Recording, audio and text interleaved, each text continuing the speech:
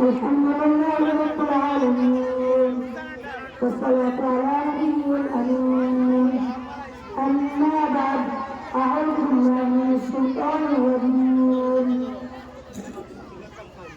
بسم الله الرحمن الرحيم والعصر إن الإنسان لفي خسر وقال النبي صلى الله عليه وسلم من الناس الصحة والفراغ بندگان شروعی আমার সালাম ও শ্রদ্ধা জ্ঞাপন করি আজকের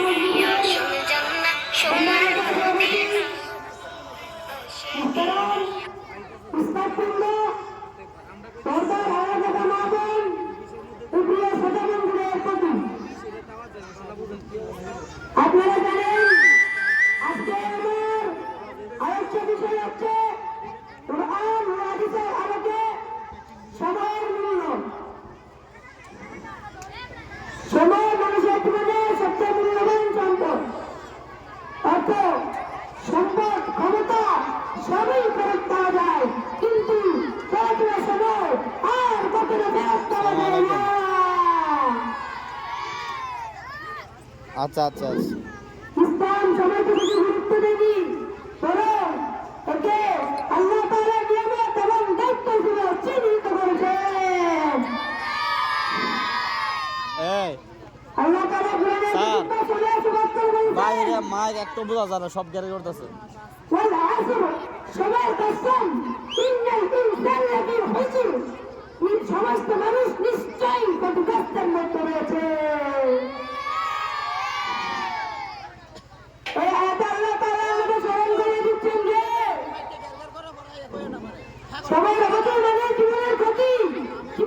মাত্র ফোন দিছে আমারে, মাত্র ফোন দিছে, দেখছেন না কথা বলছি।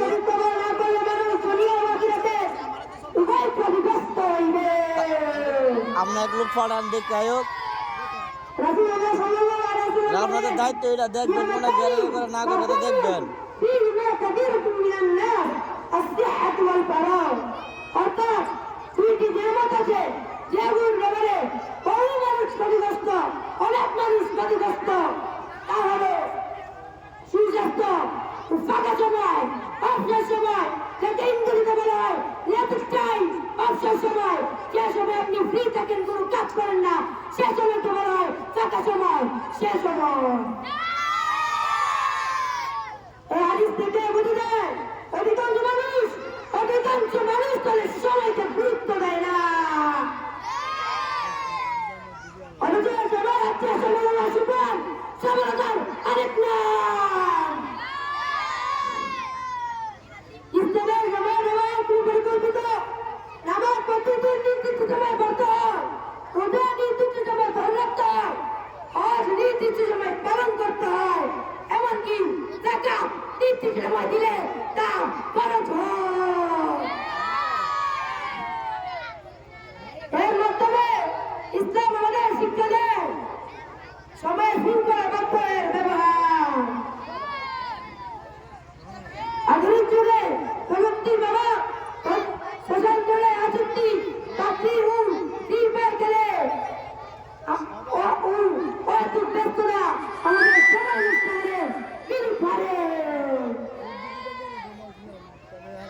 একজন মুসলমান হিসেবে আমাদের উচিত প্রতিদিনের কাজের হিসাব রাখা, যেন সময় আফসোস না করতে হয়, পাপ না করতে হয় যে হাই রে কি করবে আমাকে। স্মরণ করতে হবে কিয়ামতের দিন প্রত্যেক মানুষের জীবনের প্রতিটি মুহূর্ত জিজ্ঞাসা করা হবে। রাসূলুল্লাহ সাল্লাল্লাহু আলাইহি ওয়াসাল্লাম বলেন, লা তাজুলু আবাদা আবাদা ইয়াউমুল কিয়ামাতি হাত্তা ইউসআলু আন উমরিহি ফীমা আফনা।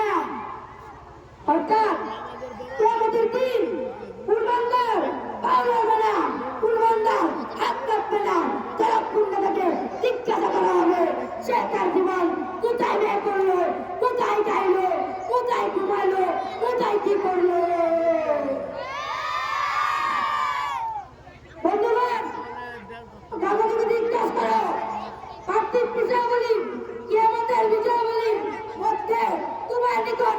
সবচেয়ে প্রিয় বস্তু কি এর সাথে সাথে জবাব দিবে সে এক কথায় উত্তর দিবে আমার জীবন। আমরা কি জানি জীবন বলতো সবাই সবাই চিনি না। আমার জীবন থেকে একটি মিনিট চলে যাওয়া মানে একটুখানি জীবন শেষ হয়ে যাওয়া। আমাদের জীবনের সময় তো আসুন না, আল্লাহ তাআলা সবার জন্য নির্দিষ্ট একটি পরিমাণ সময় ঠিক করেছেন। আর এই জন্যই আমরা ধীরে ধীরে মৃত্যুর দিকে এগিয়ে যাচ্ছি।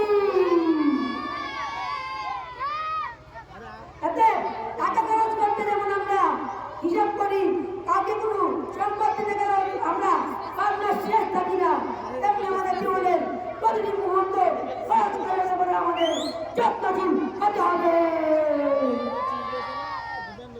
প্রিয় বন্ধুগণ, পরিষদে এটাই বলবো, সবাই সত্য ব্যবহার শুরু দুনিয়া চলন্ত নয়, আখিরাতের মুক্তির চাবিকাঠি বটে।